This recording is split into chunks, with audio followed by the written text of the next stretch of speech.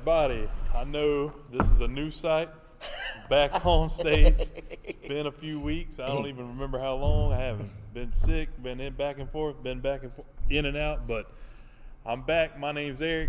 I'm here with Pastor Neil on Sunday Night Topics. I'm so good to be back. I hope you guys have been watching and been keeping up. Pastor Neil, he went through one extended one and started this sermon that we're on this week, and it has been great topics that they've been covering. I hope you guys have been watching. I hope if you don't, go back and watch some of them because they're really good. Going through, why on earth am I here? That kind of thing. Getting it kind of started off on everything that we've been going through. That we've been doing this right now. I think it's March 7th. I think that puts us somewhere about a year. I think we were about March 14th actually when everything kind of shut down and we had to go back on. That's right. We had to go back on to Facebook Church there for a little while, and then we've kind of been back. Everybody's been back for a few months now, but all this stuff is leading up to things where we're building on topics. We're doing things. We're talking about scared to live. Right. The last 2 weeks, Neil's been up here talking about that. We're going to continue that series tonight, and we're going into a passage that I know everybody's read before, right, or everybody's heard, and we talk about that a lot, that you hear sermons on these passages all your life.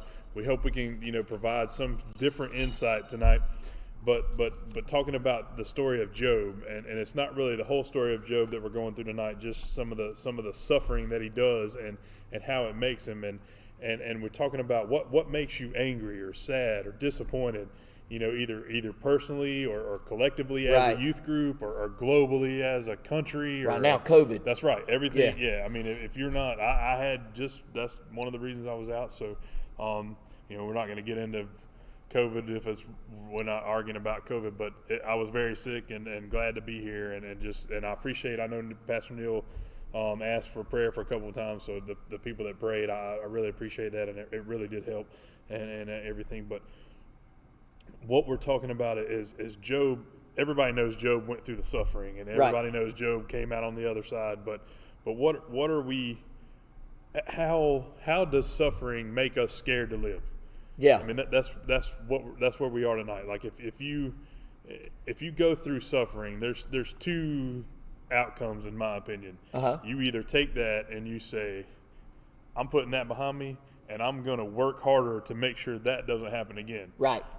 Or you say, you know what? I ain't putting myself out there anymore. That's right. And I'm not going to do anything that's going to put me in that situation again. Right. And get out of my comfort zone and put me in that where I'm scared to death and I'm suffering for who knows what reason. and now you're just kind of closed off, and I'm just going to get through life and not do that. Right. So that's what we're talking about tonight. That outcome. How are we scared to live through because of the sufferings we go through? And I thought even like daily crap. Yeah. As a teenager, I was an adrenaline junkie. Yeah. I still am a little bit. I still want to go skydiving. Yeah. That kind of stuff. The bungee jumps. You see these things about the bicycle riding along the cliff thing, and there's like no reason. I was like, ooh, But now I'm over 50, and there's a part of me says, but you go back about 20 years old, I might want to jump on that bicycle and try that thing. Right. That kind of stuff. I'm an adrenaline junkie. But and so it's not fair sometimes to compare me to others, but I thought about guys that the fear of rejection, the fear of being made fun of, the fear of being talked about will keep them from asking a girl out. Yeah. Then there's the girl that's, well, I'm not going because nobody will ask me to dance if I go to thing or whatever. Then there's that. Then there's the whole aspect of, well, we put off trying for our license because we may fail the test, or we don't try out for the sports team because we may not make it, and we do these things. And I look at those are results of suffering that has taught us in our makeup that we're scared to take the chance, or we're scared to live, basically. Right. And then look at it from a spiritual standpoint. There's some that they're scared to witness or scared to invite somebody to church because don't want to be made fun of. That's right. So there's a whole big aspect to this. How might suffering make us scared to live? There's a lot of areas that can cover almost. That's right. And it moves into us as adults. Mm-hmm. I mean, we're scared to do things. You're scared to talk to people on in your jobs and in your groups, because you say, I got a good thing going here. I got a good group of guys, a good group of friends, and they don't really talk about church. So if I don't talk about it, like, I'm not gonna, talk negative about church, but if I just don't kind of bring it up, we can all just kind of go on and go on. If I do, who knows how they might treat me, that kind of stuff. But compound that by 10,000, and that's what you guys are going through as youth and through high school and middle school. I mean, because the fear of rejection, and like you said, the fear of not fitting in, and the fear of not being in the group and that kind of stuff because of your religious affiliation or your spirituality is a big deal, and we've both been there. We've sat on the other side here, and we've I've not done things that I should have done for fear of I don't want to lose a friend, or I don't want to be the weird church kid that is always talking about church and that kind of stuff. But there's people out there that will help you. Your friends in your youth group, get together with them. We've talked about this through the whole year that we've been doing this. Get together with your friends. Get together with FCA. Neil, you getting into more into FCA than you were, or you were already in it, but more into it. And FCA is a big thing, man. That's a big group. That's because not only is it fellowship of Christians, but it's athletes.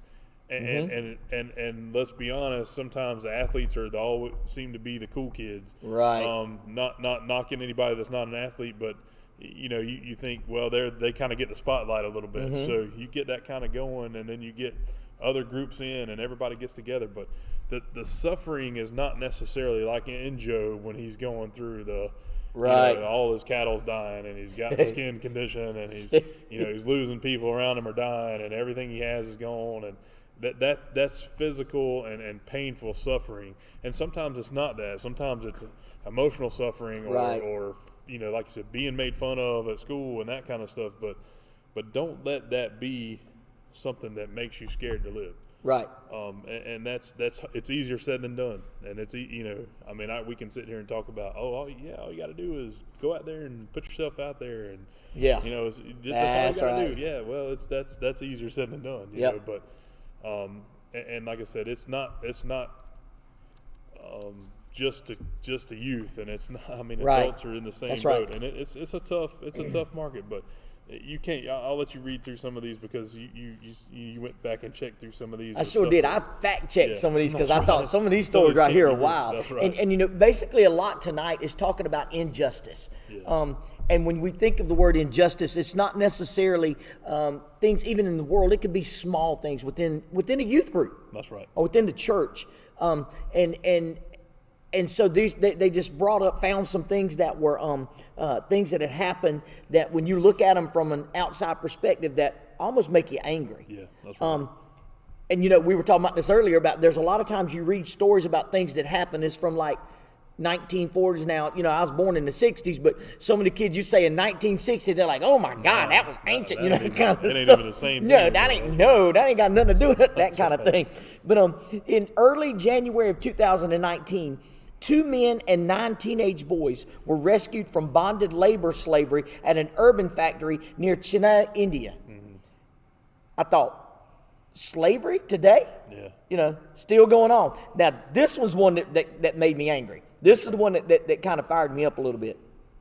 On January the 31st, 2019, the Roman Catholic Church in Texas released the names of almost 300 priests who it said had been credibly accused of child sex abuse over nearly 8 decades. This really turned my stomach, to be honest with you, because I thought, you're in a trusting position. That's right. And it said credibly accused, which means there's basis for this thing. That's right. Then during the late 2018 trial of Joaquin Guzman Loera, the Mexican drug kingpin, you said you watched the documentary on this. But says nearly every level of Mexican government was implicated in bribes, including the presidency. Yeah, it was unbelievable.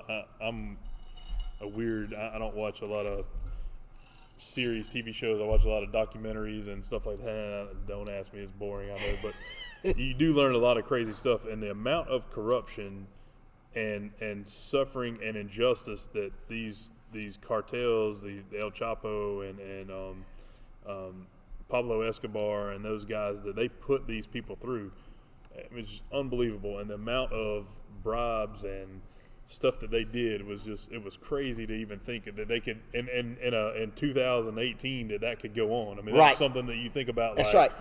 In the early days when everybody was corrupt, that kind of thing. But to think, man, that could happen today. Right.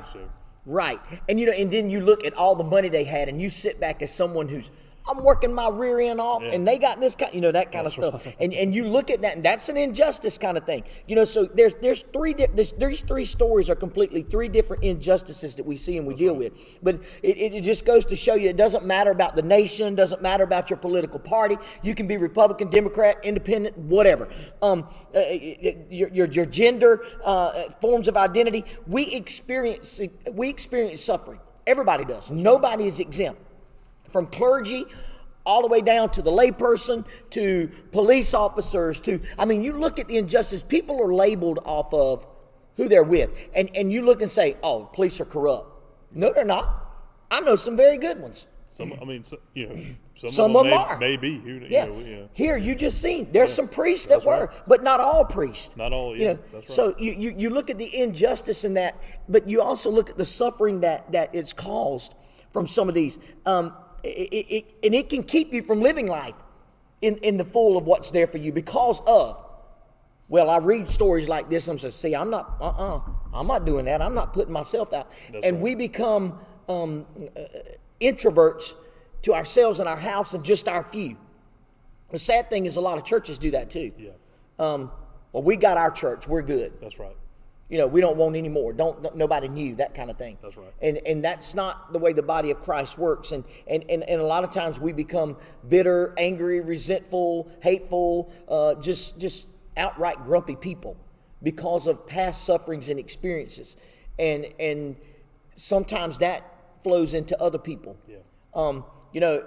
Eric may be paying in our friendship for the way somebody else abused my friendship in the past. So there's just things, and we don't live to the full because we don't let go. We hold on to that stuff, and we remember that suffering. And it seems to be always there. We talked about this whole story of Job, and it's just, in fact, in all honesty, when you read this, you're like, this is crazy. I was thinking about it when I was getting ready to come tonight, and I was thinking about, I'd read through all this, and I was thinking, Job, and I was in the shower, and I was thinking, man, if I'd have been Job, would I have had the foresight and the willingness to take that suffering and not turn my back on God? Exactly. And I'm thinking, I consider myself.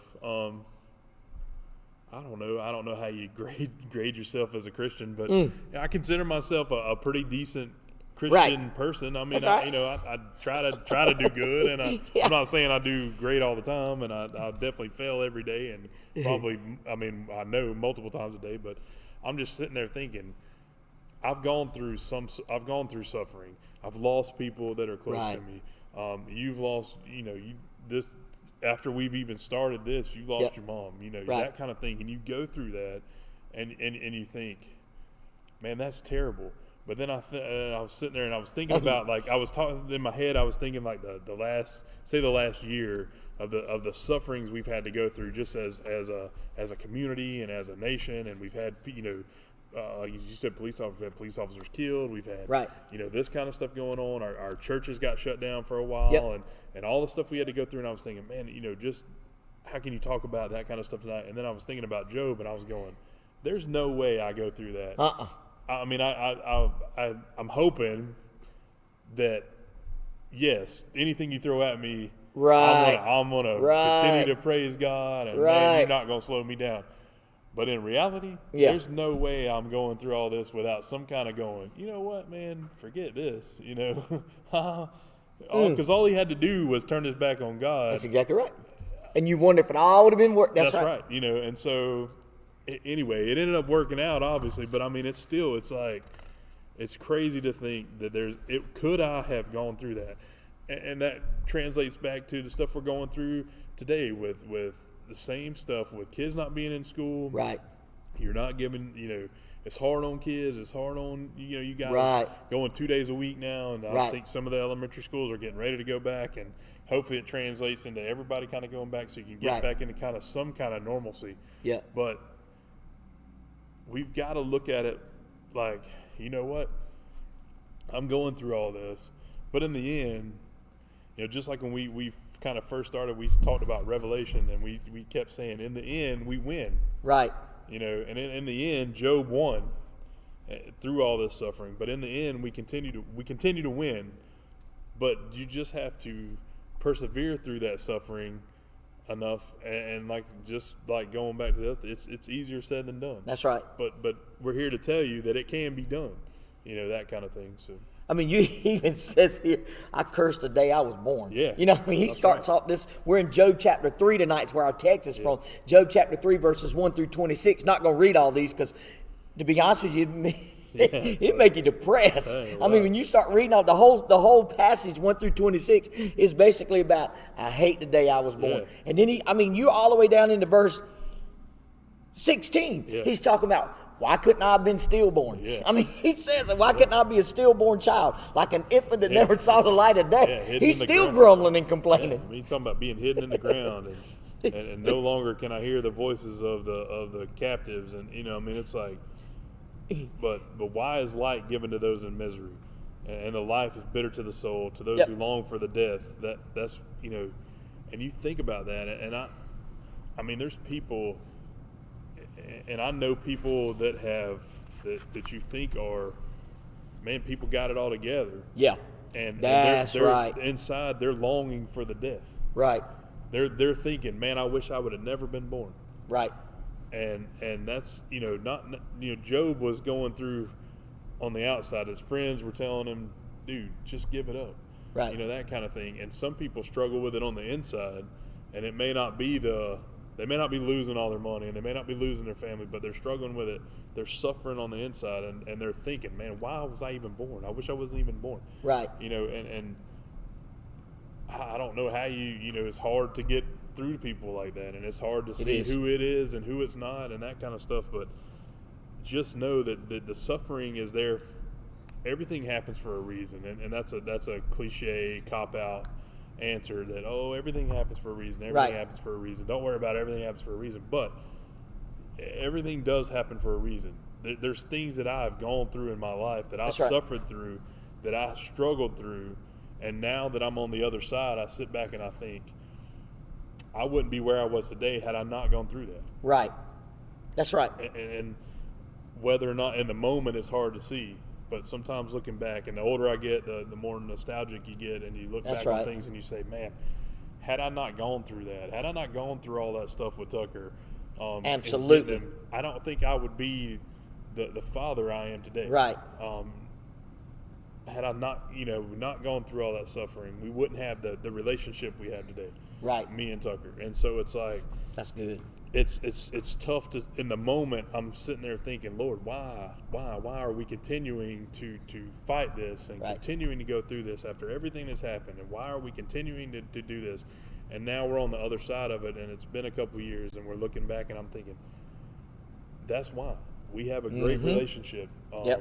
And we do things together and that kind of stuff, and it makes it worth it in the end. That's right. And it's hard to trust. It is. Because we can't see the end, and you're going through that thing. When I first started in youth ministry, I'm like, God, why in the world did I take the path that I took to get to this point? Yeah. And the drugs and that kind of stuff. And then I'll never forget, youth pastor friend of mine that was at Shaw Heights Baptist Church, Dale Myers, called me and said, hey, I've got a kid that's got some drug issues in the hospital. You mind coming to talk to him? I was like, no, I'd be happy to. And I'm standing there, and he makes the statement to me. He says, well, drugs or whatever, you're a pastor, you wouldn't understand. And it was almost like God would say, that's why you went through there. Because you can actually sympathize and empathize with where this kid is. You know, the pastor's even said this himself. Some counseling sessions, he'll call and say, hey, Neil, can you come here a minute and we'll talk? Because he says, I've never had an addiction like that. I don't understand because, see, the old rule was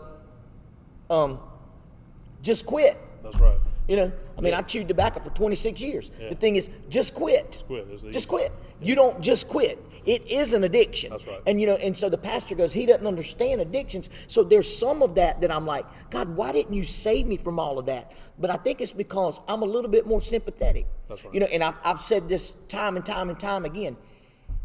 I've been asked, when are you going to be a big boy pastor? I don't want to be a big boy pastor. I like the kids. You know why? I relate to them because they have an excuse to be stupid. They're teenagers. And I have a lot of sympathy with them because I wish somebody, and this is the point we're getting to tonight, right. I wish somebody, instead of just preaching at me, would have loved me. That's right. When we first came to this church, 1986, serving in your home church is rough, especially when you see Sister So-and-so sitting on the front row that has spanked your butt before. You know, that kind of thing. There's a lack of respect as a youth pastor when they like, boy, don't you talk to me. Like, you know, that kind of thing. So, but I love it because they know the change in my life, and they're also some of my strongest prayer partners and financial supporters. Because they're like, hey, is there a kid that needs money? Because they believe in me and my mission because they've seen the change. But when we came here, there was one man that made a humongous difference in my life, and that was Mr. Bob West. And at that time, I mean, you talking 86, 30 years ago? That's right. A little over 30 years ago. Almost 40, Yeah, don't say it like that. That's right. This joker, when we walked into church, he said, well, hey, young man. He said, and here's what he said. He said, do you play ball? And can you sing? Mr. Bob was the choir director at that time, the music pastor of this church, and an incredible softball player. Right. He was old at that point. You know, now he just died just a few years ago, but I'm thinking, he got to be 100 when he died. You know, but I saw this man on the softball field, a ball hit back up the middle, and he's old in my mind, you know, because he was about 50, which is what I am now, you know, so not so old. But, you know, then it was, I'm like, this 50-year-old man's still playing softball. This joker stops the ball with his bare hand, a line drive, and throws the boy out and didn't even shake his hand like, ow. And I'm like, who is this guy? So he became a hero for me quick because I played college baseball. Boy, and you know where all old baseball players go? They go to the softball field. You know, and it was huge then. So he never once said, boy, you need to take that tobacco out your mouth. Yeah. He never once said, you need to dress appropriately. He never once said, you listening to bad music. He never once said, watch your language. Here's what he did. He would hug my neck, and he'd say, it's so good to see you. I love you. He would do that every single church service. Yeah. And when I finally got saved at 31 years old, I'll never forget, that was the first thing I thought of was Bob West. Then, it wasn't long after that, in this very room, we had a foot washing service. Now, I hate them. I hate foot washing service. I hate them with a passion. But sometimes you just have to have it. And it's not because of the servant aspect. I can wash anybody's feet. I don't like nobody touching my feet. That's right. But Bob West sat down in front of me. And I just washed Mr. Bob's feet. I went to him and I said, can I wash your feet? And he said, yeah, and I wanted to so bad. But when he turned around and said, I would be honored if you'd let me wash your feet, Pastor, I broke down because I finally understood, wow, this joker just loved me. My whole past brought me to the moment. So this is why I'm a lot more sympathetic with teens, because some of them, they know what they're doing wrong. That's why they're trying to hide it. That's right. Just try to show them that thing. And see, it's not wrong to complain all the time. We've been preached that too. Oh, you can't complain. God don't like that. Well, then God hated Job because this whole chapter is about Job saying, I wish I'd have never, for 26 verses. Yeah. This joker's complaining to God. And in fact, the whole book of Job, he's fussing at God. That's right. Why are you doing this to me? Now, his faith never wavered. That's right. And he never said there was no God, and he never cursed God. That's right. But he come very close. You know, the whole book, he's fussing at God. Why are you doing this? And then finally in chapters 38 through 41, God says, because I'm God. That's right. You needed to understand that I'm God. You know, and in the end, we know what happens, that you can't discover a clear view of what actually happened. I would love to know. Well, let me back up a little bit. I know how Neil would have been if the devil had taken all this from me, and I'd been fussing with God this whole time. Just tell me why. I used to get my tail tore up if I asked my mom and daddy why. Wow. You know, it was always because I said so. And this is basically what God's telling him, because I said so. So you go through this whole book, and then we know how the story ends. The story ends with God restoring back to him plus tenfold.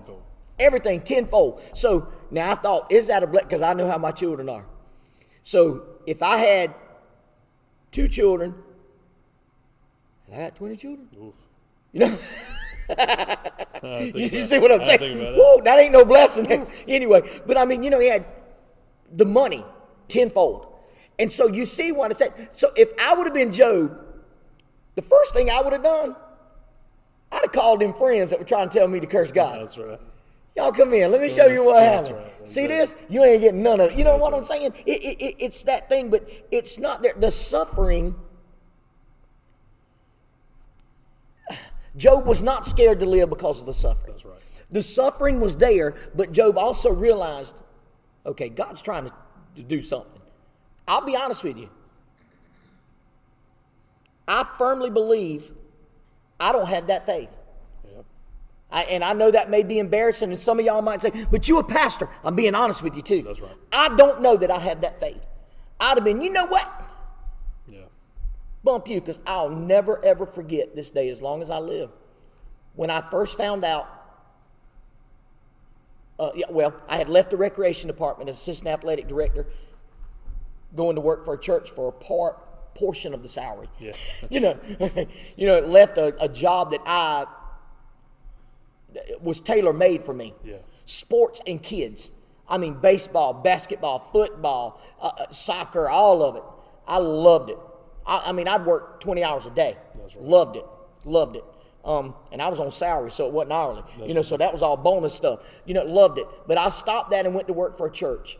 And then when we found out we were pregnant with Haley, and then we found out that Haley had some issues. We even had all the tests run, and we were told she's handicapped. Yeah.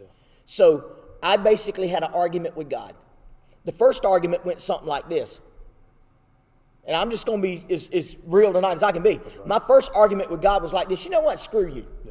Yeah. And I know some are like, oh, that's blasphemous and whatever. That's exactly the way I felt. That's right. I left this job to sell out my whole family and my life to go to work for a church. And you going to do this to me? Yeah. I ain't even been here 1 year and you already.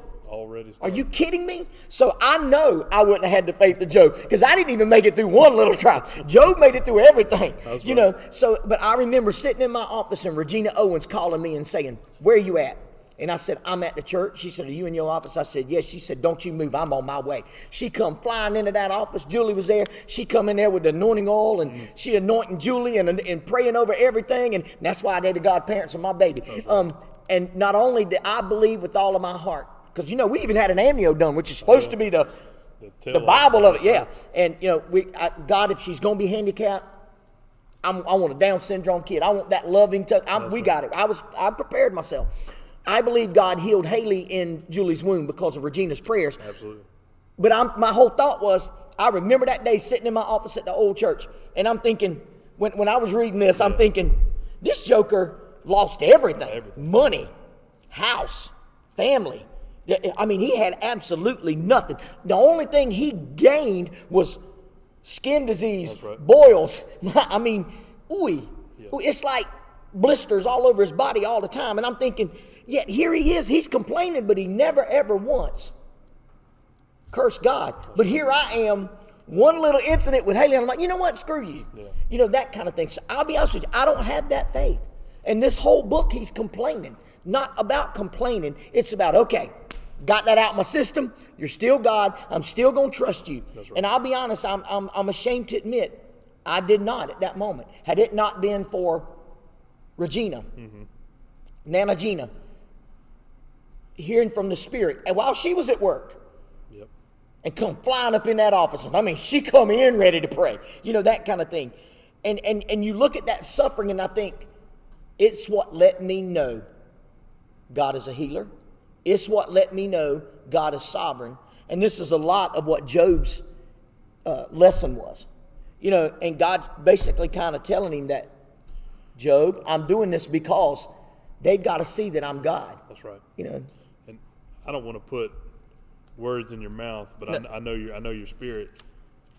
It also, that suffering, going through that with Haley, but then when Haley was born and she had been healed. Yeah. Not only did that suffering let you know that God was, or the healing let you know that God was sovereign, that stuff let you know, it also let you know that you were in the right position. Right. That's right. That's exactly right. That's right. It would have been easy for you to say, I'm going back to recreation park. If I'm going to do this, if I'm going to have to go through this, you know what? Forget that. I'm going to go do what I want to do. Yeah. And you know what's funny is he called me. I called you to do this. Yeah. He called me and asked me, "You want come back? We hired somebody and he didn't even last 3 years." Yeah. And they're like, "Come back."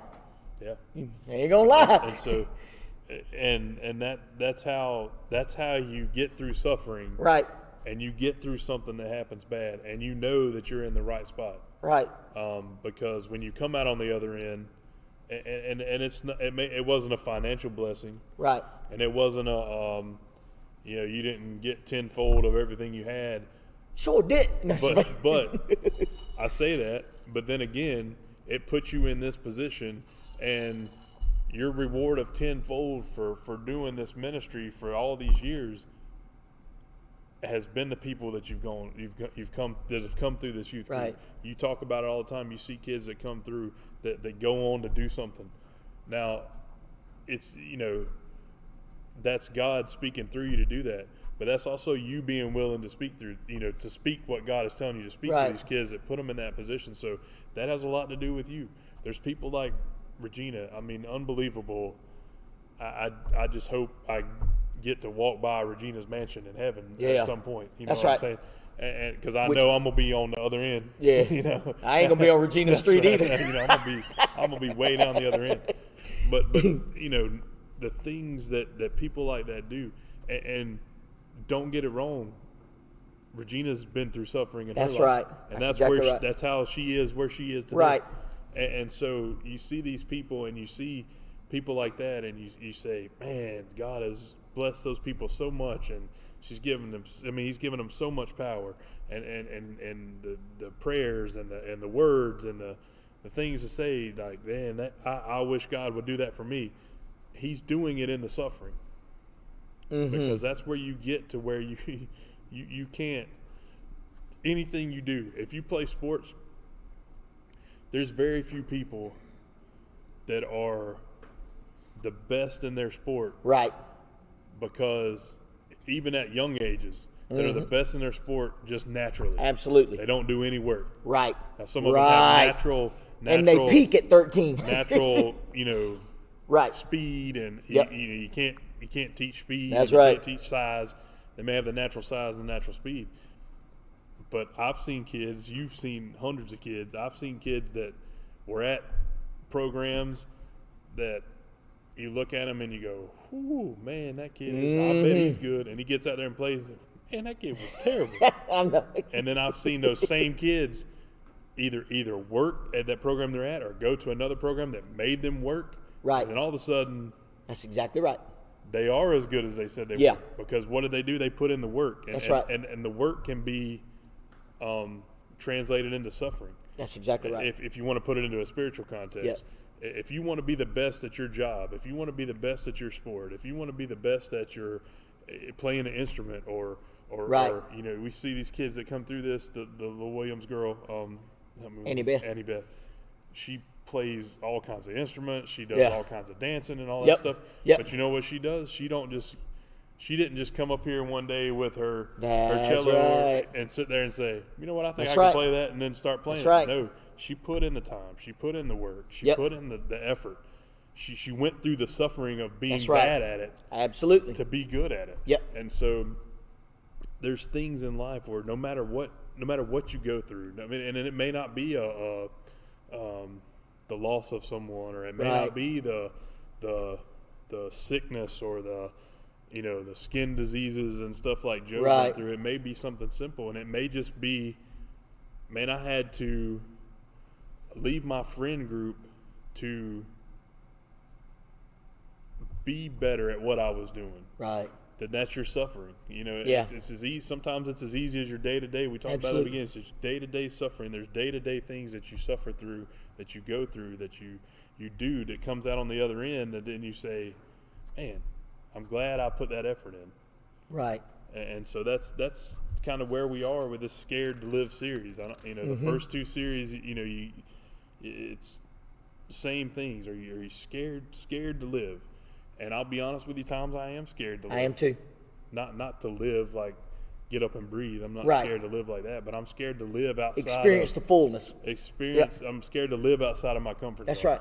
Because I think about some days and I'm like, I go through weeks at a time and I'm going, you know what, all I've done for the last couple of weeks is get up, go to work, come home, What impact have I made? That's right. I've just done the same old routine, and I haven't done anything outside of my comfort zone. I haven't, if you are around people on day-to-day things, you get these feelings like, man, I should go over there and talk to that person, or that person may be having a bad day. I should text that person. And I'm like, somebody else will do it. I'm busy doing something else. That's right. Kind of thing. So that's right. You get these moments and you get these things that you've prepared yourself for. And sometimes it's like, man, I've been through what they're going through. I could help them out. Right. It's like, I don't want to get too involved in right. that. You went through that suffering for that purpose. You went through that addiction for the purpose of, and it may have been the purpose of, if it was only the purpose of that one kid early on, it was worth it. Yep. I mean, what my dad always says, what will you pay for salvation? For a soul. That's right. Would you pay going through that addiction again to save somebody else's soul? Right. That's right. What would you pay for a soul? Would you let your suffering pay for somebody getting into heaven? And sometimes we won't. You're right. That's exactly right. I guess the first thing I would ask was scared to live. What is living? Because you just hit it on the head. There's some that just fall into a routine. It's just the same stuff, and it's not really living. It's almost an existence. That's right. And I immediately think, when I say live, it just jumps into my head every single time. For to live is Christ, and to die is gain. So, for me to live, if it's all about Christ, if my goal is to point people to Him, if my goal is to share hope, if my goal is to have love, grace, mercy with those, what do I do daily that helps with that? That's right. And as your dad said, what price does that take? When Mr. Richards said that day, I thought, wow, what would I pay? That's right. And you look at the story, and I'll be honest, there's a lot of times we get wrapped up in our complaining that we miss. There is an end goal. But in that, you look and you say, okay, to live is that. So what is keeping me from living? Yeah. What is keeping me from witnessing? Because you just said giving up a friend group. And that's tough. And I'll be honest with you. I wish I would have had somebody as a teenager tell me what we're trying to tell some of you that are watching. Yeah. It's just simply that you will not fulfill your potential for God because you're too busy trying to stay in a friend group that in 10 years you may not remember their last name. There's people today. Dang, who was that? Who was that? That kind of thing. There's people today that I'm friends with on Facebook and I communicate with, and when we were in high school together, they weren't in my friend group, and we always thought, man, that's the weird kids. Yeah. Like, hey, man, I'm not hanging out with them. That's right. And then there's people that I hung out with that I haven't talked to in 25 years. Yep. And there's people that I would have never hung out with in high school. Mm-hmm. And I'm like, man, I wish I would have got to know you better. Right. Like, absolutely. And that's the thing with I wish somebody would have said, I'm telling you, when you're 40 years old, it's not going to matter who you hung out with in high school, because half of them, you're not even going to, like you said, I can't even remember some of them's names. I can remember things we did, but I'm like, I can't even remember who those people were. But now there's people that I didn't hang out with, that I communicate with, that I see, that I talk to, that I'm like, man, we could have been friends in high school. Yeah. But and you, especially now in this day and age of social media, that's right. you start looking at some of them on Facebook and you're like, we like the same person. That's right. But in high school, that was the one that you stayed away from. That's right. And it is weird how that works. And so we miss some of those things, scared to live. That's right. We miss some of the fullness or we don't get to experience the full life because we don't. And it can be even simple things. Never forget sitting at the Po House the first time and I ordered the grilled topless oysters. I love them. And Walker's like, ugh. I ain't trying that. Then all of a sudden I said, try one. If you don't like it, you can spit it out and you never have to eat it again. Man, was that a mistake? Because oysters are not cheap. So now he tried one and found out now he can eat a dozen by himself. That kind of thing. So it's one of those, you would have missed out on the enjoyment or the fullness of this if you'd have been scared to live, so to speak. Right. And we do this a lot of times with Christ, and we wonder why we're so empty. Why is there no hope? Why is there no love? Why do we not feel that? Because we're scared to fully submerge ourselves into Christianity because we might lose a friend group. That's right. We might have to change our lifestyle a little bit. We might have to change some of our habits. We may have to strive every day to be a better person, and that's difficult. It's just too easy to be easy. There's a kids cartoon that I can't even remember which one it was, but we talk with our kids and like especially the younger kids, trying to get them to eat things that they don't eat, and all this kind of stuff. And there was this big thing about they used to say, try it, you might like it. That kind of thing. Try it, you might like it. So we pick at the kids like, here, try it, you might like it. But in a simpler sense, there's things where if you would just try it, that's right. You might like it, but you might realize it's not as bad as I thought it was. Absolutely. Yep. And that's what it all boils down to. When you get to the end of Job, and he goes through all this suffering, and he gets his reward, and he talks about, goes through all this stuff, and then we're talking about suffering and what you went through, and this at the end of the day, it all boils down to, are we scared to live? The title of the service, are we scared to live? Are we scared to live because of the suffering?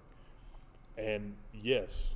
And if you say no, you're lying. That's right. But how do we, the trick is, how do we get out of that? Right. And I wonder how this story would have been had the church had his friends done what we really should do.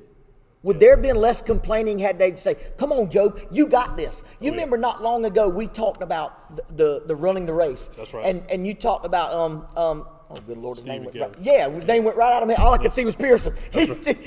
Stephen running, and you said every so often he knows where his weak point is, and there's somebody there that encourages him, maybe with mashed potatoes from KFC, right. That they're standing there with a cup of mashed potatoes from KFC. You got this. Here, drink, eat this, keep going. Right. And I wonder in this race of life, if Job's friends would have been what God called a friend to truly be, if they would have been, Job, man, don't say that about God. Come on, you got this. You got. Had they encouraged him, this whole story might have been a little bit different. That's right. With the complaining. See, it's easy to sit over here and say, man, Job complained all the freaking time. Well, did you help him not complain? Yeah. Did you help him actually encourage or whatever? And that's part of the body of Christ that we miss sometimes. So some of the people that are scared to live is because they expect some of it from the world, but even the body of Christ sometimes, there's, and I ain't gonna lie, some of the deepest,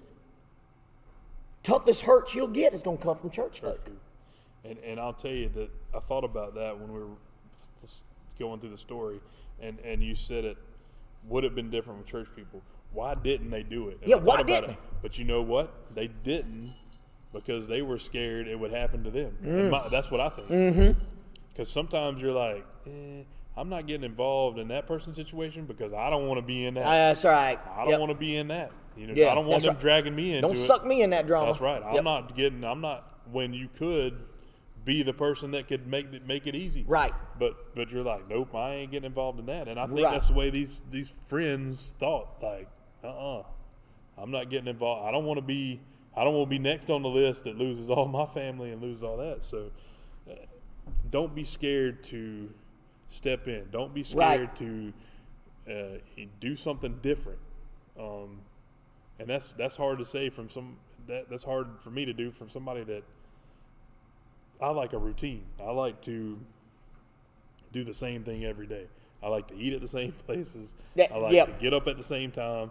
I like to take my route the same way when I go. I like to do the same things over and over again. So a lot of times I'm scared to step out of that.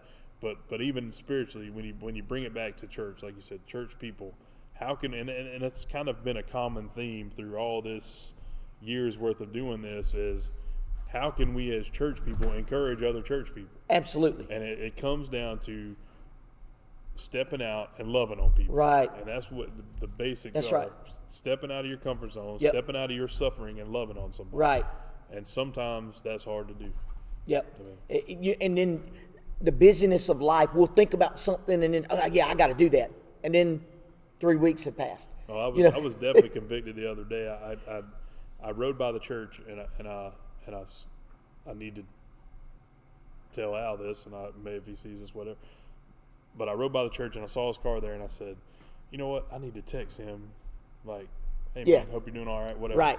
And I wrote the text, and somebody called. I got on the phone, and I put my phone down. And then you're talking about conviction, because when I got sick, he was one of the first people to text me. Right. How are you feeling? Man, I hope you're doing okay. If there's anything you can do, let me right. know, man. We would love to, whatever you need, I'll be happy right. to it. And as I'm reading his text, I look, and that text is still on my thing that I didn't send. And I thought, man. Oh, shoot. Right. Like. Right. Oh, I do that all the time. You know what I'm saying? And I was thinking, like, man, I did that to you yesterday. Yes, but I mean, not in that context, but yeah. But I'm thinking, man, he was encouraging me, but I had a chance to maybe encourage him, and I meant to do it, and I didn't. Right. I didn't, whatever. Right. We got an excuse for everything, but see, you never know when. Not saying this to make you feel bad, but anyway, I know. I mean, I know. Yeah. What if the same thing? It might have been different if one of the friends would have said, "Hey, Job, stop." Yeah. Whatever. You have no idea when that text or when that makes somebody's day completely different. That's right. That's a turning point of their day. My day started today.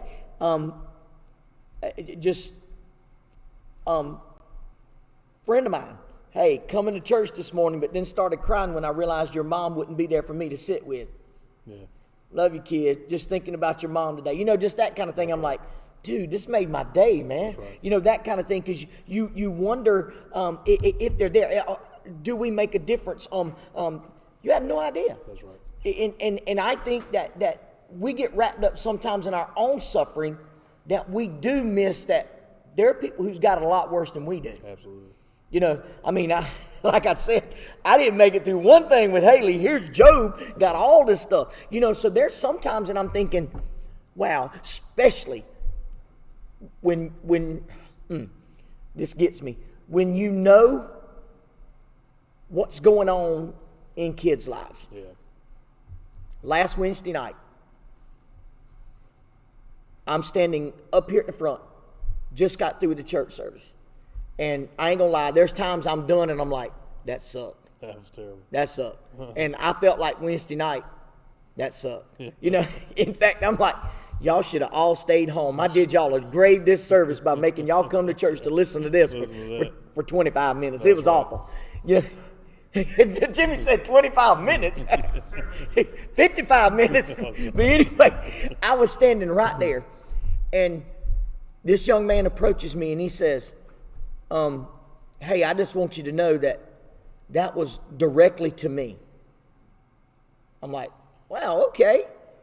And then he's fairly new to the church, so I don't know a whole lot about him, but then and I wouldn't call anybody out for no other reason other than I know how this group operates. That's right. And I'll get that in a second too. This young man says, I live with my grandmother, but my mom, who has had nothing to do with me for my whole life, I may have seen her 3 times in my whole life. And this is not a young man. Not a 10-year-old. This is like a 15, 16-year-old. Yeah. He says, and now all of a sudden she's wanting to get custody of me away from my grandmama, and I don't want to leave. And I'm like, oh my God, dude. Yeah. Man, that thing hurt my heart. And I say that because this group, pretty good about, man, you all right? We got you. Yeah. Now, do we need to do better?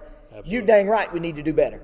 We need to even from the adults, even from the leadership, we need to do better with hey man, thinking about you, love you. And I'm not going to lie, during the course of a day, there's probably 10, 15 people that'll cross my mind. Yeah. And I got to do that. And anybody who knows me knows I got focus issues. And then I get back to what I'm doing, and the next thing you know, I haven't sent anybody anything. That's right. And I feel awful about that too, and it bothers me. And I need to be more intentional with some of that. But I thought, what if we encourage this kid to realize that even in the midst of all your suffering, that God still trust him. It's difficult. And when you're not the one sitting in it, when you're not the one who's lost everything, when you're not the one with the boils on your body, it's a whole lot easier to say trust God. That's right. But Job did it. Now, he complained, but he still did it. Right. You know, in fact, in one part it says he even asked, can I just go to hell? Yeah. Wow. Great day. That's pretty bad when you get to that point. And I thought with this young man, I'm like, you have no idea when you're sitting here and we're doing this on a Wednesday night, you see them in the 9 square, ping pong, foosball, pool table, air hockey table, shooting basketball, whatever. Some of them playing Jenga even, or you see them sitting here talking, interacting and all that. And yet you see them sometimes, this is their safe place. This is the place that they feel secure. And this is what basically this young man told me. I love the feeling that I have in this room. Man, that thing hurt me because I thought, what else do you think some of these are going through? Absolutely. When you see the dysfunction that sits in this room, and I know the dysfunction that I went through, and then there again, you wonder, why couldn't I have had the perfect mom and dad? Yeah. My mom was close, but why couldn't I have had the perfect family? Yeah. Why couldn't we have been the Brady Bunch? Why couldn't we have all that? And you wonder why some of that happens, and it's because that very moment, I had a lot more sympathy with this young man and say, oh, God's got it. I'm like, no, that hurts me. Yeah. There's one young man in here right now that I'm ready to fight his mama and his daddy. And I have to really watch that sometimes because these are my kids, and I treat them as like, I couldn't love them anymore unless their last name was DeBose. Right. And there's some people, touch them if you want to, but I'm going to knock your teeth out. Right. And I'm telling you, the redneck will well up in me quick. You start messing with some of these here. And I know the crap that they go through. That's and right. I know some of the homes that they have to go through. And I'm like, and I'm complaining? Yeah. God, I can't imagine being 15 years old and not knowing where you're going to live. Yeah. Or not knowing who's going to take care of you. Not knowing, is anybody going to be there? It's just the resilience and the fortitude of some of these teenagers that sit in this room. Yeah. To be honest with you, it challenges me. I was going to say, that's where you ought to come in and say, I'm scared to live outside of my comfort zone. Yeah. And these kids are sitting here going through this. Exactly. Man, it's time for me to man up and do something. Yeah. There's some of them trying to find their comfort zone. Right. Yeah. They don't even know where it is. And I'm thinking, that's part of what we're supposed to do. The suffering's going to happen. There's nothing we can do about that. It's called life. It happens. And this is another great example of all those about, the health, wealth, prosperity thing or whatever, about, if you got suffering and pain and stuff in your life, then there must be sin somewhere. There wasn't in Job's. No. Why did he go through all this? In fact, it says the devil had to go to God and ask him for permission. Yeah. Said, you got to remove your hedge of protection. I can't even get to him. Right. Which right there lets me know, you don't think God had his back? Yeah. Because it says even when it stopped, it was like God went to them and said, that's enough. That's enough. You've had your playtime. Job proved to you that he was going to be true to me. You got to go. Right. That kind of thing. And I think as the body of Christ, if we can do better with loving that, especially from the adult leadership perspective, we can raise a generation of kids that's not scared to live. Yeah. My generation was. Because we were told everything was wrong. Yeah. Movies, makeup, all that stuff. Instead of telling me all that I could experience in Jesus, we were raised of telling us what all we could not do.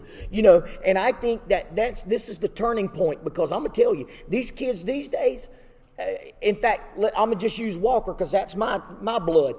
Walker at 16 right now is 10 times the kid I was at 16. He's smarter. He's more in tune with his spiritual life. He's a thoughtful kid. He's a good kid.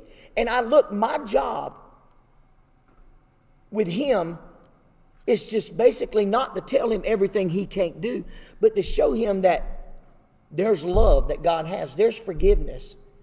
Because I'm going to be honest with you, my life, I've used and abused a lot of forgiveness. In fact, I'll be honest with you, there's sometimes I wonder why God even forgave me. Yeah. Why would you forgive me for all that? But that's how deep the love runs. That's right. And we have got some way to do better. And not blaming all of Job's stuff on his friends, but at the same time, what kind of friends were they truly? Yeah.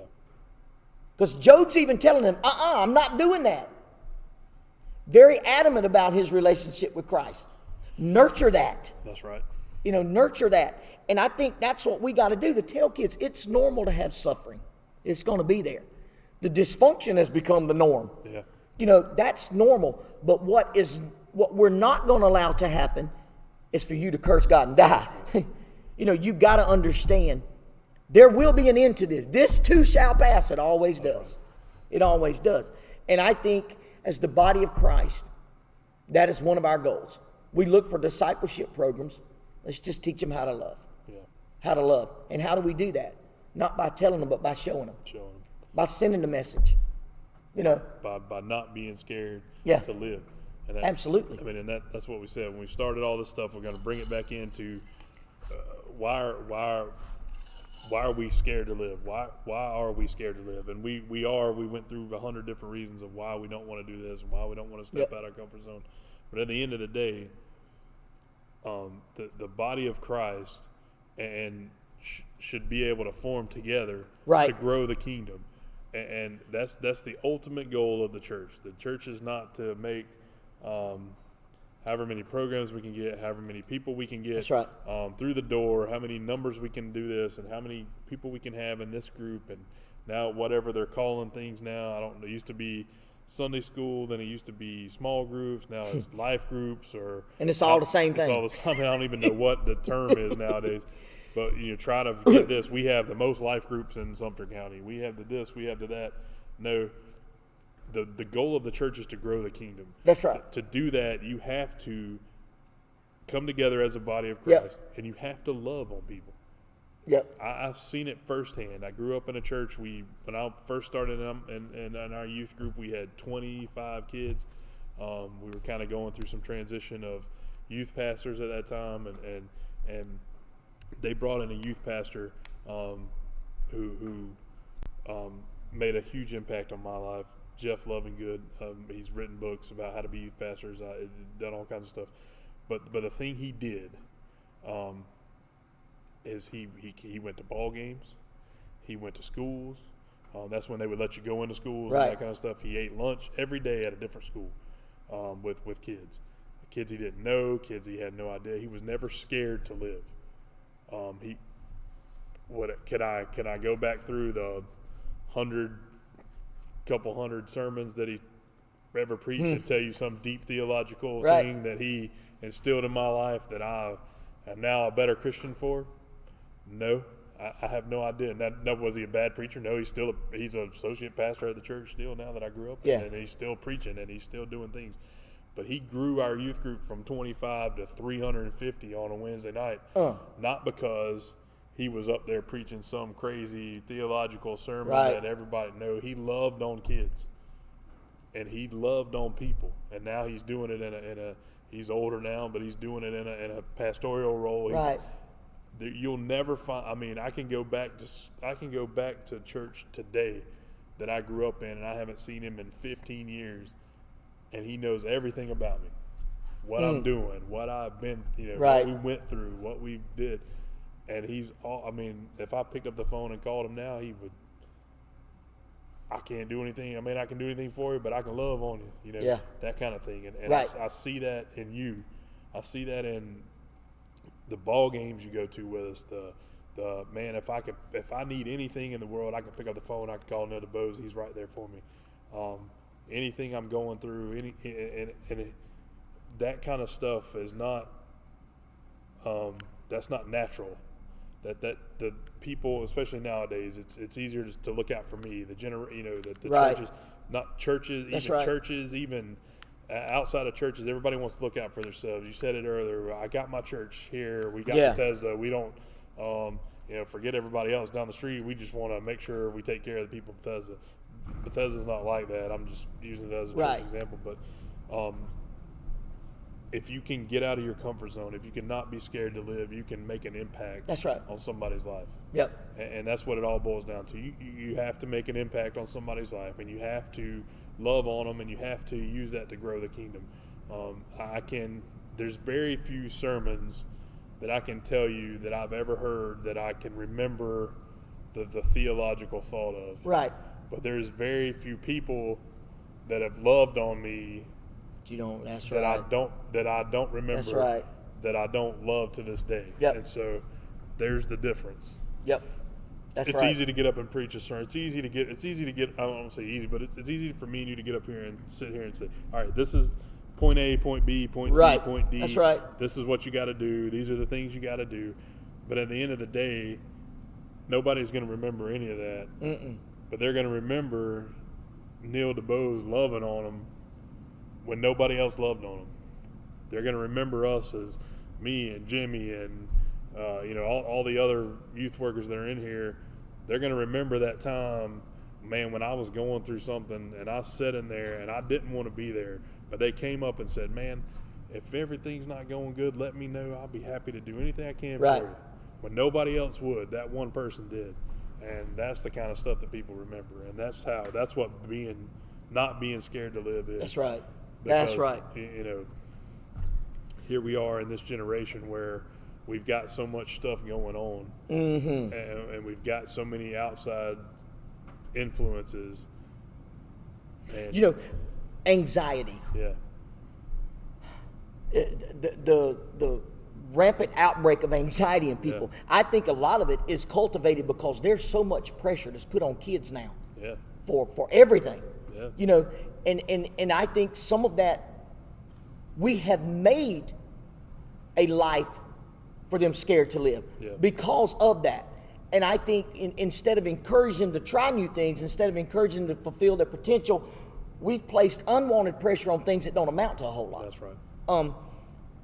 And my prayer is look, I'll be honest with you, I have failed at it a lot more than I have succeeded at it. Yes. But I think of creating an environment that's going to make make students feel confident enough to live. Yeah. And for that to happen, they have to know there's unconditional love, there's unconditional support. Doesn't mean we're going to overlook sin, and doesn't mean we're not going to help. But to provide that grace, mercy, and forgiveness and say, look, you can do whatever you want to do.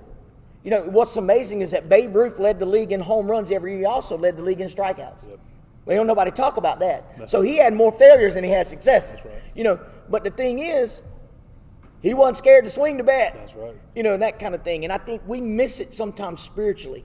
And we wonder why our kids are not, because we haven't undergirded them enough. That's right. We got to do better as adults, as leadership.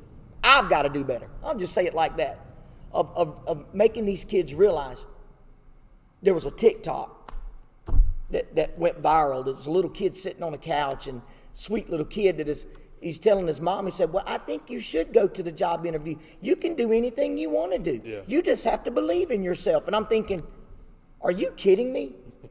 What if the adults were to talk to our kids like this? Yeah. The body of Christ would be a whole lot better if we made them feel they had the spiritual authority that they really do have. That's right. And give them that love to make them step out. I'll be honest with you, this thing here excited me because I'm like, wow. Don't feel as bad about complaining some, because Job did complain, but That's right. I need to do better with maybe those around me. That's right. I need to do better with making sure that I'm the one around somebody else, that they are getting the text instead of the intention of me sending the text. Right. Because my intentions are very, very good and honorable, but sometimes I miss it because I don't follow through with that. That's right. And that's on me. You know, turning somebody's whole life around just because there's a reason the Spirit impressed upon you to do that thing. Right. You know, we've got to do it. We've got to make kids unafraid to live. Yeah. And that comes. Thank you guys so much for tuning in tonight. I think it's about, we're right at it. Tuning in tonight. Remember, this Wednesday night, we're in our series Flex about Samson. So make sure that you are here. And also, we got some things that will be coming up real soon. You need to pay attention to all our social media outlets. Thank you for tuning in on Sunday nights. We will continue to do this. And then in the room on Wednesday nights at 7. God bless you.